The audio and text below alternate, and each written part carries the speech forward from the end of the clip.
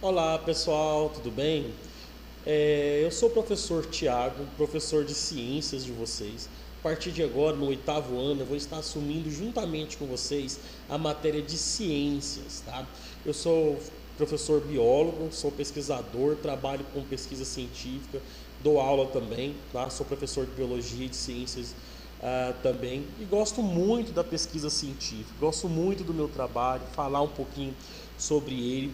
E nas nossas aulas nós vamos estar interagindo muito em relação ao conteúdo relacionado a ciências, né? Então, sobre a vida, sobre esse meio de compreender a vida. Então, pessoal, nesses vídeos nós queremos trabalhar um pouquinho juntamente com vocês essa questão da revisão sem lacunas, que são lacunas que nós queremos sanar para que você possa ter um bom desenvolvimento da matéria. Então, nós queremos que você aprenda, que você desenvolva e que entre aqui com total capacidade de compreensão. Então, nós vamos falar de alguns temas que vocês já viram e que a gente possa complementar ele para você compreender a nossa matéria. Belezinha? Segue junto comigo aí, vamos lá para a nossa revisão sem lacunas. E aí, qualquer coisa, estamos aí. Vamos lá? Pessoal, então vamos lá então. Eu peguei com a professora as partes das matérias que vocês estavam desenvolvendo, né? E aí, através disso, ela falou para mim que vocês trabalhavam um pouquinho sobre a atmosfera, sobre essa questão atmosférica.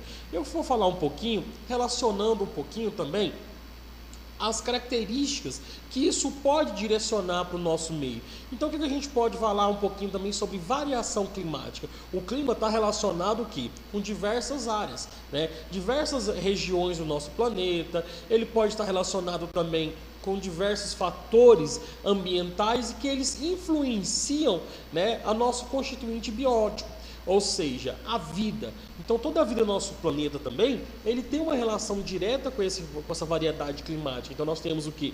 Diversas regiões. Nós temos florestas tropicais, nós temos a Mata Atlântica, temos nossos biomas, né? Mata Atlântica, nós temos deserto, temos a tundra, temos a savana. Temos as regiões aí das florestas temperadas, né? Aquelas da América do Norte que a gente vê nos filmes muitas vezes, muito bonito aquele material, aquelas florestas. Nós temos regiões diversas no país. Regiões de altitude, né? Ali na Cordilheira dos Andes, nessas regiões. Então, ou seja, e nós temos regiões também próximas ao nível do mar. Então, nessas características, nós classificamos o quê? Nós classificamos as bases desse processo e como que o clima vai interferir nesses ambientes. Por exemplo, aqui nessa região aqui da América do Sul, né, aqui na América do Sul aqui, nós temos a Cordilheira dos Andes. A Cordilheira dos Andes, ela pode chegar a mais de 5.000 metros de altura em alguns lugares. Ou seja, há pessoas que vivem nessas regiões, então eles vão cultivar, eles vão plantar, eles vão desenvolver sua cultura nessas regiões. A massa de ar, que é a coluna de ar que está ali em cima, ou seja, isso também influencia, né, ali naquele determinado local, naquele mesmo constituinte biológico, são aqueles indivíduos. Como que a gente pode olhar para esse lado aqui, pessoal? Né, os movimentos, né, de rotação e translação da Terra, eles vão desenvolver e vão falar um pouquinho dessa região. Ou seja, nessas regiões aqui onde está mais próximo, né, aqui onde o Sol bate com maior frequência aqui, vão ser regiões tropicais, né? Regiões aí no caso tropicais, desérticas, a gente pode ver aqui região aqui, né, do deserto, regiões aqui tropicais do globo, onde vamos ter o que? Um clima diferenciado, diferentemente dessa região da Terra, aqui no Polo Norte, Polo Sul, que a luz do Sol leva mais tempo para chegar, ou seja, vai direcionar aí com regiões que vai ter aí um frio, né? Vai ter gelo, vai ter geleiras, vai ter neve. Então tudo isso está relacionado, né? E também tem os movimentos que a Terra vai fazer em torno do Sol. Então tudo isso vai mudar o clima, inverno, verão, outono, essa diferenciação. Então, pessoal, isso é importante porque gera o quê? Porque gera uma estabilidade e uma diferenciação biológica no nosso planeta, tá bom? Então, com isso, nós vamos ter o que? Nós vamos ter essas características diferenciadas para cada ambiente da Terra.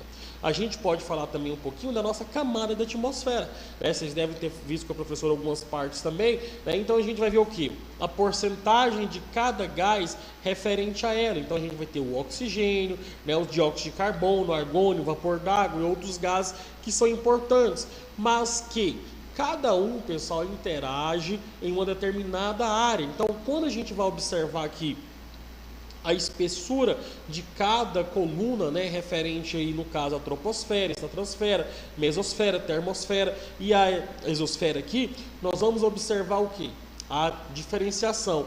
A minha parte que eu quero mais estar interagindo com vocês é a parte biológica. Como que isso aqui tem uma interação biológica em relação, né, a esse meio? Por exemplo, quando a gente fala do ciclo do oxigênio, quem que produz o nosso oxigênio? O nosso oxigênio ele vai ser produzido o quê? Dos seres, né, produtores. São organismos que vão produzir aí, no caso, pessoal, a fotossíntese, por exemplo. Então, ou seja, ele vai desenvolver a fotossíntese no processo de transformação da luz solar. Lembra da fotossíntese? Já estudaram a fotossíntese já? A luz solar que ela vai carregar elétrons, né? A luz solar, a árvore vai ter suas raízes que vai captar o H2O, água e sais minerais do solo. Então toda a água, sais minerais vão subir ali através das suas raízes pelo tronco da árvore e vai lá para a folhinha dela, aonde a luz solar, a água do solo e o gás CO2, né, o dióxido de carbono aqui, que vai entrar também nesse processo. Tudo isso aqui eu vou produzir uma molécula de glicose, ou seja, açúcar. Esse açúcar, a vaquinha vai lá, vai comer, por exemplo, o capim aqui, né, o elefante, a girafa, o cavalo, o burro, o veado. Esses animais vão consumir o que? O capim, por exemplo, e vai transformar isso em energia. Ele vai engordar, eu vou lá e vou comer o que? O cupim, contrafilé, picanha. Você gosta de churrasquinho ou você é vegetariano? Então tá bom, né? Se você quiser comer um hambúrguer de quê? De grão de bico, que é gostoso também, ou seja, uma mandioquinha, eu gosto também da carne, ou seja, você vai desenvolver esse processo também, pessoal. Nós precisamos desses organismos. Então, ou seja, existe o ciclo do oxigênio, existe o ciclo do carbono, né, na atmosfera, ou seja, quando esses organismos produtores fazem a fotossíntese, por exemplo, eles vão liberar o quê? Qual gás que eles vão liberar? O gás oxigênio, ou seja, ele consome luz, água e CO2, produz glicose que nós vamos alimentar lá na mandioca, na fruta, ou a vaquinha vai comer o capim lá também, que vai fazer a fotossíntese para engordar, e em contrapartida ele vai liberar o que? A glicose e também o oxigênio. O oxigênio, os 21% da nosso ar que nós absorvemos aí na nossa respiração. Então também isso vai entrar para o meu corpo, vai entrar nas minhas células, lá no meu pulmão, vai chegar nas minhas células e lá ele vai transformar isso em quê, pessoal? Né? Através da respiração celular, produção de energia, né? Então o meu corpo também necessita desse oxigênio para ser produzido, para produzir energia. Então, ou seja, tudo está inteiramente ligado, tudo está inteiramente direcionado. Beleza, pessoal? Vamos seguir mais um pouquinho aí. Também nós vamos ter alguns outros fatores, por exemplo, a camada de ozônio. A camada de ozônio, que é o gás O3, ele é uma camada que também protege. Então nós vamos ter aqui a nossa atmosfera e a camada de ozônio vai estar aqui na estratosfera.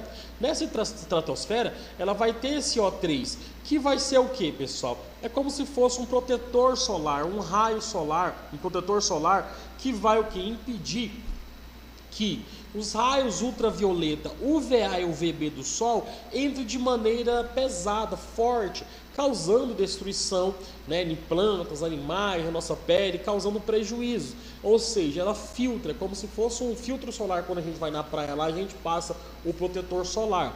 essa camada de ozônio também, ela pode sofrer alguns danos, né? Que no caso aqui, uma molécula de CFC, CFC é o clorofluorcarbono, nós encontramos em aparelhos de refrigeração, daqueles sprays de tinta, né, também, em alguns aparelhos que vão o quê? Destruir a camada de ozônio. Então, ou seja, tem um buraco da camada de ozônio, que é um buraco ocasionado aí por esses recursos, por essa má utilização desse CFC, que gerou aí um buraco na camada de ozônio. Então isso é prejudicial para o nosso ambiente. Ou seja, pensar também nesse tipo de proteção é muito importante no nosso planeta, beleza? Depois nós vamos falar um pouquinho melhor, estruturar a camada de ozônio, o que é melhor para ela e como que ela pode interagir no nosso ambiente. O desequilíbrio ambiental também gera problemas ambientais, por exemplo, liberação de gases tóxicos no meio ambiente, relacionado com o quê? Com a agricultura. Então a agricultura, no caso a industrialização gera o que? Gases tóxicos no meio ambiente, liberando esses gases tóxicos que pode gerar o efeito estufa, que pode gerar aí no caso gás a chuva ácida, não sei se vocês já viram um pouquinho sobre isso já, né? Ou a poluição ambiental, né? Temos a poluição dos cursos d'água, a poluição da terra, né? A poluição dos mares com lançamento de plásticos, de vidro, coisas, né, manufaturadas pelos seres humanos. E também a liberação de gases, né? Um carro, por exemplo, quando ela coloca gasolina no seu tanque e ela é queimada, ela libera gases que pode gerar diversos prejuízos ambientais. Então a gente tem que pensar isso também como um todo, beleza, pessoal? Então isso gera o que? Os problemas ambientais, problemas também que vão afetar a nossa atmosfera, né? Ou seja, tudo isso aí tem uma relação direta, beleza, pessoal? O gás metano, então nós vamos trabalhar um pouquinho disso aí juntamente com vocês. Beleza, pessoal? Valeu e até mais!